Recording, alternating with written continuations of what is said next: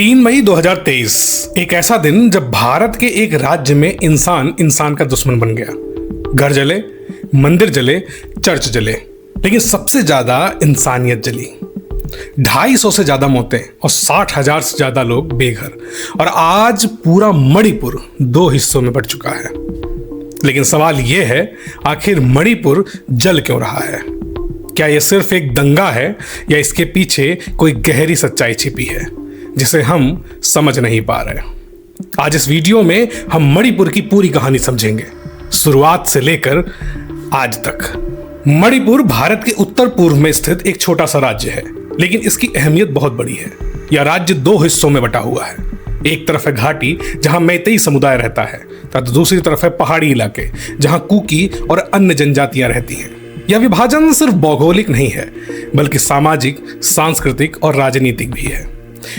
मैतेई समुदाय मणिपुर की कुल आबादी का लगभग आधा हिस्सा है और यह ज्यादातर घाटी में रहते हैं। वहीं कुकी और अन्य जनजातियां पहाड़ी क्षेत्रों में रहती हैं और इन्हें शेड्यूल्ड ट्राइब का दर्जा प्राप्त है। यही वह बिंदु है जहां से समस्या शुरू होती है। मैतेई समुदाय लंबे समय से मांग कर रहा था कि उन्हें भी एसटी यानी शेड्यूल्ड ट्राइब का दर्जा दिया जाए, लेकिन कुकी समुदाय को डर था कि अगर ऐसा हुआ तो उनकी जमीन और अधिकार खतरे में पड़ जाएंगे। 3 मई 2023 को एक विरोध प्रदर्शन शुरू हुआ, जिसका उद्देश्य मैतेई समुदाय को एसटी दर्जा देने का विरोध करना था। लेकिन यह विरोध बहुत जल्द ही हिंसा में बदल गया। भीड़ सड़कों पर उतर आई, घर जलाए जाने लगे, लोगों पर हमला किया गया और देखते ही देखते पूरा मणिपुर हिंसा की आग में बदल गया। इस हिंसा ने सिर्फ लोगों के घर नहीं जलाए, बल्कि उनके सपनों और भरोसों को भी तोड़ा। हजारों लोग अपने घर छोड़ने को मजबूर हो गए, कई परिवार बिखर गए और सबसे दुखद बात, महिलाओं और बच्चों पर भी अत्याचार हुआ। Rape them, chop their bodies, and burn them. Burn them, she said to us like that. आज की स्थिति यह है कि मणिपुर लगभग 2 हिस्सों में बंट चुका है। घाटी का इलाका मैतेई समुदाय के नियंत्रण में है, जबकि पहाड़ी क्षेत्र कुकी समुदाय के पास है। इन दोनों के बीच एक ऐसी दूरी बन चुकी है जिसे अब पाटना बहुत मुश्किल लगता है। अब जानते हैं स्थिति इतनी खराब क्यों हुई। इस सवाल का जवाब आसान नहीं है, लेकिन इसके कुछ मुख्य कारण हैं। पहला, विश्वास की कमी। दूसरा, राजनीतिक अस्थिरता। तीसरा है सीमावर्ती क्षेत्रों की जटिलता। और चौथा है समय पर सही कदम ना उठाना। जब ये सभी कारण एक साथ आते हैं तो हालात बेकाबू हो जाते हैं। इस पूरे घटनाक्रम में सबसे ज्यादा नुकसान इंसानियत का हुआ है। लोगों ने अपने ही देश में अपने ही नागरिकों को दुश्मन समझ लिया है और नफरत के रिश्तों की जगह ले ली है। एक माँ अपने बच्चे को बचाने की कोशिश कर रही है, लेकिन उसके सामने उसका घर जल रहा है। यह सिर्फ एक खबर नहीं है, यह दर्द है जिसे समझना जरूरी है।